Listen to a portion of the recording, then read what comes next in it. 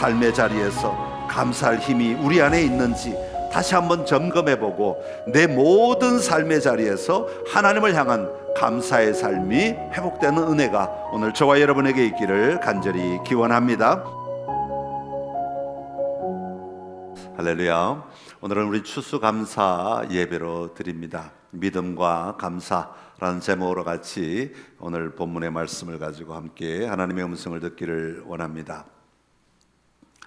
미국 뉴욕의 맨하탄에 한복판에 그 리디머 장로교회를 개척하시고 탁월하게 목회를 하시다가 돌아가신 팀 켈러 목사님이 계십니다. 이분이 돌아가시기 전에 코로나가 오기 바로 전에 무슨 책을 썼는가 하니까 죽음에 관하여 이런 책을 썼어요. 그 다음에 이제 책을 출판하기 전에 코로나가 왔고 출판을 하면서 책을 출판하면서 바로 발견한 게 뭐냐 하면 자기 몸에 암이 있다는 걸 발견합니다. 책은 죽음에 관하여라고 써놨는데 자기 몸에 이제 암이 발견되니까 이 굉장히 참 어렵더라는 것이죠. 언젠가 하나님이 나를 불러 가실 것 우리 다 알고 있잖아요. 다 믿고 있잖아요. 또 그렇게 살아가잖아요. 언젠간 하나님이 불러 가실 것이다. 언젠간 하나님이 나를 데려가실 것이다. 이거 부인하며 사는 사람은 아무도 없단 말이죠. 본인도 그러셨다는 거예요. 그런데 지금은 아니라고 생각이 들더라는 거예요. 그때 나이가 68세, 69세이신데 지금은 아니라고 하는 생각이 너무 많이 들더랍니다. 그래서 성경을 읽어도 시편의 말씀만이 눈에 들어오더랍니다. 주여 어찌하여 주님은 지금 멀리 떨어져 계십니까? 오 주여 일어나소서 왜 주님은 주무시고 계십니까? 주님 얼마나 오래입니까? 저를 영원히 잊으시겠습니까? 이런 시편의 말씀들만 눈에 계속해서 들어오더라는 겁니다. 예상치 못한 충격적인 순간을 맞이할 때 이 탁월하신 목사님도 신앙이 혼란스러워지더라는 겁니다. 죽음이 추상이 아니라 그저 단순한 이론이 아니라 나의 문제로 개인적인 현실로 다가오자 머리로만 동의하던 신앙 위에서 이제는 일상을 유지하는 삶으로 나아가려고 하니까 이게 너무너무 어렵더라는 거예요. 너무 자기 자신이 걸어가는 이 삶을 자꾸 막는 것 같은 느낌이 들더라는 겁니다. 그때부터 두려움과 혼란과의 씨름이 이분 안에 일어나게 되었다죠. 그런 상황에서 말씀을 계속 묵상하다가 하나님이 선하시다는 것을 믿을 뿐만 아니라 그분이 선하시다는 것을 맛보아야 한다는 말씀들이 이제 서서히 이분 안에 눈에 들어오기 시작하는 거죠. 그때부터 자신의 정서, 자신의 감정을 재정렬하기 시작하였습니다. 처음에는 주님의 뜻이 이루어지기를 원한다는 고백을 받아들인다고 하는 것이 너무 힘들고 너무 아프고 너무 고통스럽지만 점점 시간이 지나면서 마침내 그런 고통으로부터 해방되는 느낌을 받게 되었습니다. 기쁨과 두려움이 동시에 이분의 마음 안에 생각 안에 재구성되기 시작하였습니다. 단순한 것들에서 오히려 더 깊은 위로와 기쁨을 경험하는 단계로 이제 나아가기 시작한 것입니다. 그러면서 슬픔의 파도를 인정할 뿐 아니라 그것조차도 이제는 감사할 수 있는 계기로 나아가게 되었다고 고백하고 있습니다. 여러분의 신앙은 지금 어느 단계에 와 있습니까? 우리는 모두 다 이 과정을 다 겪게 될 겁니다. 누구나 아무리 신앙이 좋든 아무리 신앙이 없든 그 신앙이 나의 삶의 현장에 다가올 때는 우리는 누구나 이 고민의 시간, 이 변화의 시간, 이 생각의 갈등의 시간, 그리고 다시 하나님을 붙잡는 시간이 아마 저는 우리에게 다 오게 될 거라고 분명히 생각합니다. 이해가 되는 선에서 우리가 신앙에 머물러 있을 것인가? 논리적으로 합리적으로 이 말씀이 정렬되어 있는가? 그 자리에 머물 것인가? 아니면 정말 이 말씀이 오늘 나의 감정까지도, 나의 이 정서까지도, 나의 이 모든 생각까지도 다시 나를 이끌어가고 있는가? 이 자리까지 우리가 계속해서 움직여가는 작업들이 필요하다는 겁니다. 그래서 우리는 이 머리뿐만 아니라 우리의 감정에 신앙이 고백되는 훈련을 해야 하는 겁니다. 그래야 그런 순간이 다가올 때, 그 갈등의 순간이 다가올 때 우리가 한쪽으로만 계속 끌려가지 아니하고 다시 우리의 감정조차도 다시 한번 하나님 앞에서 정렬할 수 있는 힘이 생기게 되기 때문에 그렇습니다. 영혼뿐만 아니라 내 마음과 감정과 기분과 낙심이나 절망의 상황에서도 신앙이 고백될 수 있도록 우리가 늘 깨어 있어야 한다는 거예요. 늘 준비되어야 한다. 그것조차도 준비되어야 한다고 하는 겁니다. 사실 우리는 종종 내가 원하는 방식의 응답에 갇혀 있을 때가 참 많이 있습니다. 병이 나으면 감사하고 문제가 해결되면 감사하겠습니다. 찬양하겠습니다. 예배하겠습니다. 그러나 하나님은 우리가 생각하는 그 수준에 우리가 머물러 있기를 원치 않으실 때가 참 많다는 것을 성경을 읽다 보면 계속해서 그런 장면들이 드러나는 것을 봅니다. 오히려 하나님은 우리가 갇혀있는, 우리가 생각하는, 우리가 원하는 그 수준, 그 그릇 안에 갇혀있는 우리를 끄집어내셔서 더 큰 믿음으로 계속 옮겨가시는, 더 큰 것을 보게 하시는 자리로 계속해서 옮겨가시는 것을 성경을 통해 발견할 수 있습니다. 오늘 우리는 추수감사주의를 보내고 있는데 오늘 우리가 만날 나사로의 가정 이야기가 바로 그런 이야기입니다. 마리아와 마르다는 예수님이 오셔서 병을 고쳐주시기를 기대했지만 예수님은 전혀 다른 차원의 일하심을 지금 보여주고 계시는 것입니다. 오늘 우리를 향하신 하나님의 일하심도 마찬가지입니다. 삶의 자리에서 감사할 힘이 우리 안에 있는지 다시 한번 점검해보고 내 모든 삶의 자리에서 하나님을 향한 감사의 삶이 회복되는 은혜가 오늘 저와 여러분에게 있기를 간절히 기원합니다. 여러분, 성도의 삶을 이 구원의 관점에서 살펴보면 먼저 하나님이 우리를 복음으로 부르십니다. 그래서 새로운 생명을 주십니다. 그리고 하나님 앞에 설 수 있는 의로운 자가 되었다는 법적 지위를 우리에게 부여해 주십니다. 그리고 말씀하시기를 우리가 이제는 하나님의 가족이다, 그렇게 말씀하십니다. 자, 이런 하나님의 부르심에 응답하여 살아가는 오늘 우리의 삶을 아까 우리 집사님이 기도하셨지만 성화의 삶이라고 이야기합니다. 이 성화의 삶에서 우리에게 가장 필요한 것은 뭐냐 하면 내가 오늘 나의 삶에, 나의 사고방식에 gat혀있는 삶에서 점점 더 그리스도를 닮아가는 삶으로 옮겨가야 한다고 하는 겁니다. 여러분, 우리의 신앙의 여정은 내가 생각하는 것들이 이루어지도록 계속해서 요구하고 요청하고 그것이 이루어지면 감사하고 이루어지지 않으면 또 어려워하고 힘들어하고 또 내가 원하는 것들을 요구하는 나의 생각, 나의 틀에 갇혀 살아가는 것이 아니라 성화의 삶, 우리 그리스도인의 삶은 끊임없이 그리스도를 닮아가는 삶으로, 그러니까 내가 원하는 것 다 제쳐놓고 예수 그리스도를 닮아가는 삶으로 따라가는 삶, 닮아가는 삶, 이것이 성화의 삶이죠. 하나님은 그 삶을 살아가도록 우리에게 능력을 주십니다. 성령님은 우리의 성품을 다듬어 주십니다. 계속해서 안내하시고 일하십니다. 이처럼 우리가 그리스도를 닮아가는 삶을 살아가도록 하나님이 일하시는데, 동시에 하나님만 일하셔서 그게 되는 게 아니라 동시에 우리도 역할이 있다고 하는 겁니다. 우리도 해야 된다고, 우리도 같이 일해야 된다는 거죠. 하나님께 의존하는 자가 되어야 한다고 했죠. 하나님을 신뢰해야 합니다. 하나님이 그리스도를 닮아가는 자로 이끌어 주시도록 우리는 기대하고 기대해야 합니다. 나를 맡겨드려야 된단 말이에요. 하나님이 다스려 가시고 싶어도 아이고 나는 내 마음대로 살겠어요 하고 버티고 있으면 우리는 이 자리에 오랫동안 머물 수밖에 없어요. 그러니까 하나님이 나를 이끌어 가도록, 하나님을 그리스도를 닮아갈 수 있도록 나를 이끌어 가실 때 나를 맡겨드려야 되는, 나도 그렇게 살고 싶습니다. 나도 그렇게 닮아가고 싶습니다. 나도 그렇게 순종하고 싶습니다. 어떻게 하면 될까요? 어떻게 하면 될까요? 하고 내 마음을 열고 닮아가려고 내가 나를 내어드려야 변화가 일어난다고 하는 겁니다. 그리고 난 다음에 능동적으로 하나님께 순종하는 삶이 일어나야 하는 거죠. 빌립보서 2장 12절 13절이 그것을 말하는데요, 한번 읽어보겠습니다. 시작. 그러므로 나의 사랑하는 자들아, 너희가 나 있을 때뿐 아니라 더욱 지금 나 없을 때에도 항상 복종하여 두렵고 떨림으로 너희 구원을 이루라. 너희 안에서 행하시는 이는 하나님이시니 자기의 기쁘신 뜻을 위하여 너희에게 소원을 두고 행하게 하시나니. 아멘.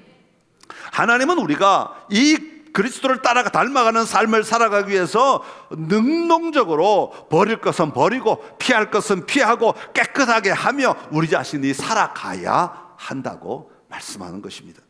이처럼 하나님의 자녀가 된 우리가 예수 그리스도를 닮아가는 거룩한 삶을 살아갈 때 수동적으로는 하나님을 의지하지만 능동적으로는 거룩한 삶을 살아가도록 이끌어 가시는 그 근본적인 동기는 바로 하나님의 은혜에 대한 감사여야 한다 하는 겁니다. 하나님이 일하고 계신다고 하는, 하나님이 지금 나와 함께 하신다고 하는, 그래서 하나님이 나를 안내하신다고 하는, 나를 세워가신다고 하는 그 사실에 대한 감사가 우리를 능동적으로 이 성화의 삶을 살아가도록 만드는 힘이 된다고 하는 거예요. 불평과 원망과 이런 생각들이 우리를 절대로 앞으로 끌고 가지 못합니다. 우리를 끌고 가는 힘은 감사인 거예요. 작은 것, 나와 좀 내 생각과 달라도 감사하며 순종할 수 있고, 내가 보기에 별로 마음에 안 들어도 감사할 수 있는 상황이 된다면 우리는 그것에 내 자신이 변화가 일어나는 거죠. 우리는 그렇지 않잖아요. 우리는 언제나 내 생각, 내 뜻대로 안 되면 막 화가 나고 짜증나고 불편하고, 그러나 하나님이 원하시는 그리스도를 닮아가는 삶은 내가 중심이 아니라 그리스도가 중심이에요. 그렇기 때문에 지금 주님이 내 환경을 통해 일하신다는 것을 분명히 보면서 감사할 수 있을 때, 내 생각과는 다르지만 하나님이 일하셨다는 것을 믿고 감사할 수 있을 때, 내가 원하는 바와는 다르지만 하나님이 일하고 계신다는 것을 믿고 감사할 수 있을 때 우리는 마음이 열리는 거잖아요. 우리는 그만큼 삶의 자리가 확장이 되는 거잖아요. 내가 가둬놓고 사는 삶에서 확장이 일어나잖아요. 그런 확장들이 우리를 그리스도를 닮아가도록 만들어 간다고 하는 겁니다.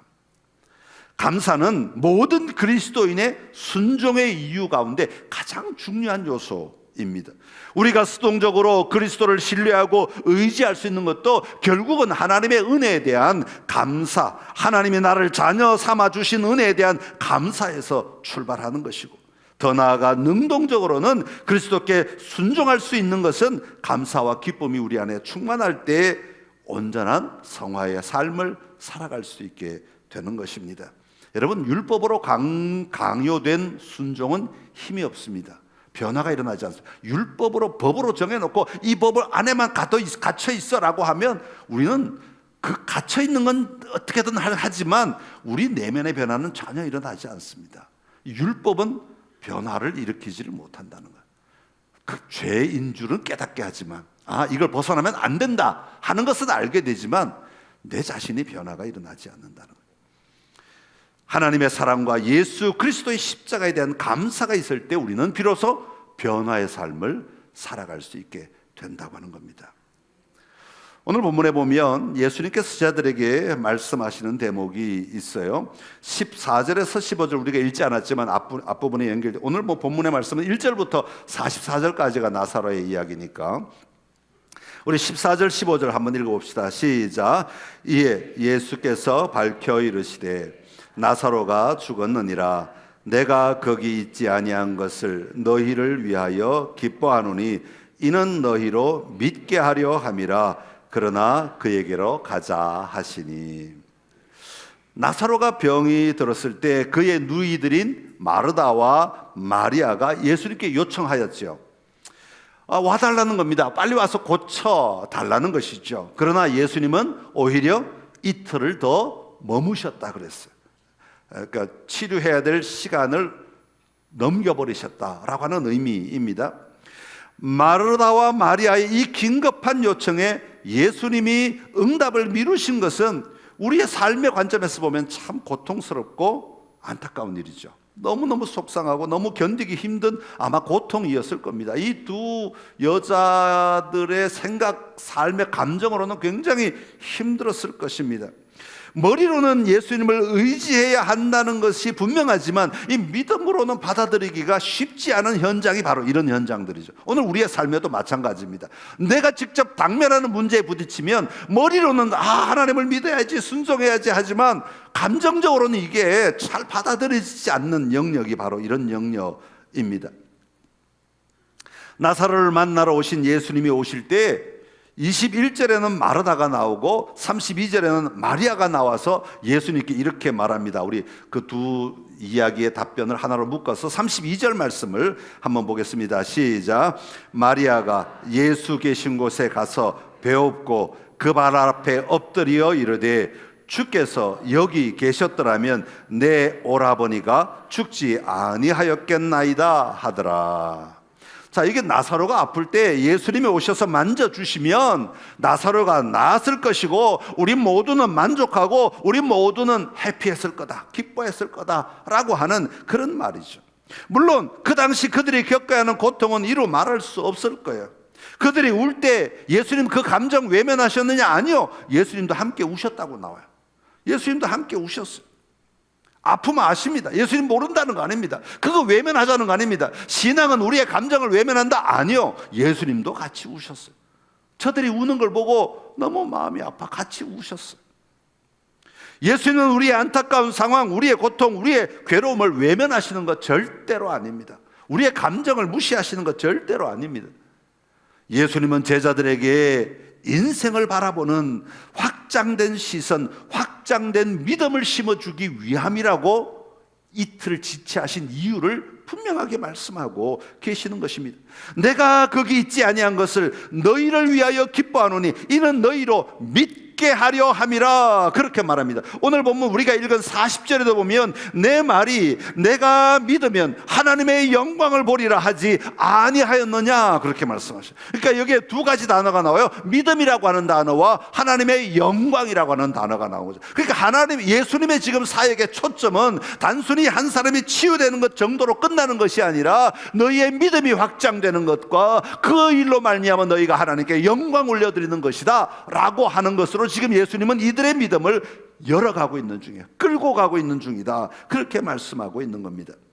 요한복음 9장에 보면 나면서부터 앞을 보지 못하는 사람의 이야기가 나옵니다. 예수님이 그들을 치유하시는데요, 그 사람들을 보며 제자들은 예수님께 이렇게 묻습니다. 요한복음 9장 2절에서 3절의 말씀 시작. 제자들이 물어 이르되 랍비여, 이 사람이 맹인으로 난 것이 누구의 죄로 인함이니까? 자기니까 그의 부모니까? 예수께서 대답하시되 이 사람이나 그 부모의 죄로 인한 것이 아니라 그에게서 하나님이 하시는 일을 나타내고자 하심이라. 아멘.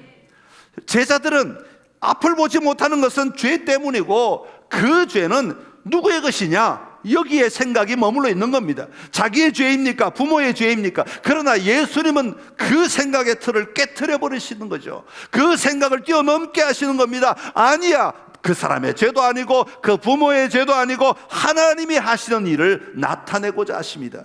사람의 자리에 머물러 있는 생각의 틀을 하나님이 일하심으로 끌고 가고 있는 겁니다. 여러분, 오늘 우리의 신앙은요, 우리의 생각, 내 생각의 틀 안에서 갇혀 있는 것이 우리의 신앙이 아니라 이 신앙은 내가 갇혀 있을 수밖에 없는 이 생각의 자리에서, 감정의 자리에서, 판단의 자리에서 우리의 모든 것들을 하나님의 관점으로 다시 끌고 올라갈 수 있는 힘이 신앙인 겁니다. 하나님이 뭐라고 보시는지, 하나님이 어떻게 사용하시는지, 하나님이 어떻게 일하시는지를 볼 수 있는 거죠. 하나님이 하시는 일을 나타내고자 하심이라. 오늘 사람들이나 가족들은 나사로가 무덤에 들어가지 않는 것을 기대하고 행동하지만 예수님은 무덤 속에 들어가 있는 나사로 앞에 나타나시는 거죠. 그리고는 이렇게 말씀하십니다. 41절 42절을 다시 한번 읽어봅시다. 시작. 돌을 옮겨 놓으니 예수께서 눈을 들어 우러러보시고 이르시되 아버지여, 내 말을 들으신 것을 감사하나이다. 항상 내 말을 들으시는 줄을 내가 알았나이다. 그러나 이 말씀하옵는 것은 둘러선 무리를 위함이니 곧 아버지께서 나를 보내신 것을 그들로 믿게 하려 함이니이다. 아멘. 예수님은 아직 무덤 문만 열어놓은 채로 감사하셨다는 거예요. 아직 나사로 여전히 시신으로 있습니다. 그럼에도 불구하고 예수님은 감사하셨다는 거예요. 무엇을 감사하셨습니까? 어디까지 감사하셨습니까? 예수님은 예수님이 보고 계신 것, 다시 말하면 그 무덤을 뛰어넘어 하나님이 하실 일, 우리의 삶에 믿음으로 적용해야 할 부분이 확장되어야 할 영역까지 지금 예수님은 보고 계시는 것입니다. 그리고 그것이 아직 일어나지 않았지만 마침내 행하실 하나님의 일하심과 그것을 내가 지금 누리고 있음에 감사드리고 있는 거죠. 한 번은 예수님께서 산에서 가르치실 때 저녁이 되어 사람들이 집에 갈 생각을 하지 않습니다. 그런데 이미 저녁이 되었으니 밥을 먹어야 되는데 밥을 먹일 수가 없습니다. 먹일 수가 없어요. 그래서 예수님 뭐라고 말씀하시는 거니까 너희 중에 먹을 것을 가져오라 그러시죠. 수소문하니까 보리떡 5개와 물고기 2마리밖에 구하지 못합니다. 자, 예수님의 손에는 보리떡 5개와 물고기 2마리밖에 없습니다. 앞에 앉은 관중들은 남자만 5,000명이 넘습니다. 수만 명이 되었다 그 말이에요. 그런데 예수님은 그 보리떡 5개와 물고기 2마리를 가지고 감사하셨다. 감사 기도하셨다는 거죠. 그리고 그것을 나누어 줄 때 5,000명이 먹고도 12강조리가 남았다는 거예요. 예수님은 뭘 감사하셨을까? 지금 보리떡 5개 물고기 2마리 요거 생겼으니까 감사. 물론 그것도 감사했겠죠. 그러나 예수님은 이미 이것이 이 모든 사람들이 먹는 것을 보고 감사하시고, 그리고 먹고도 남는 것을 보고 감사하시는 거 아니겠습니까?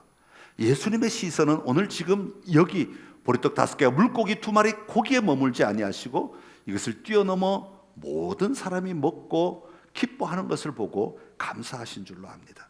사랑하는 성도 여러분, 히브리서 11장 1절에서 믿음은 바라는 것들의 실상이요 보지 못하는 것들의 증거라고 하였습니다. 사람들은 보는 것을 믿습니다. 그러나 성경은 보는 것을 믿을 뿐 아니라 지금 당장 보이지 않지만 하나님이 하실 일을 믿는 것입니다. 하나님이 하실 일을 보며 믿는 것입니다. 예수님은 우리가 이 믿음의 삶을 살아가기를 원하시는 겁니다. 어떻게 이런 믿음의 삶을 살아갈 수 있겠습니까? 감사가 바로 그 방법이라고 말하는 거죠. 예수님은 감사하셨습니다. 하나님이 하실 일을 감사하셨습니다. 하나님의 뜻을 감사하셨습니다. 하나님의 뜻을 수용했단 말입니다. 하나님이 사용하시는 방법을 감사하셨습니다. 오늘 우리의 삶에 이해되지 못할 다양한 일들이 일어납니다. 감당할 수 없는 어려움과 고통이 있습니다. 아프고 힘들고 고통스럽지만 주님은 우리가 이 확장된 믿음의 자리에 서 있기를 원하시는 것입니다. 내 삶의 자리에서 하나님의 일하심을 볼 수 있는 믿음이 세워지기를 원하시는 거죠.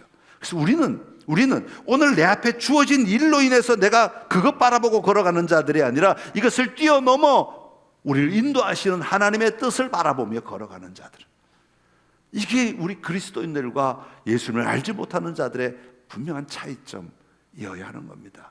주님이 하실 일, 주님이 인도하실 곳, 주님이 우리를 사용하시는 자리, 그곳을 바라보며 우리는 뛰어넘어 걸어가고 있는 중이라는 사실을 기억해야 할 겁니다.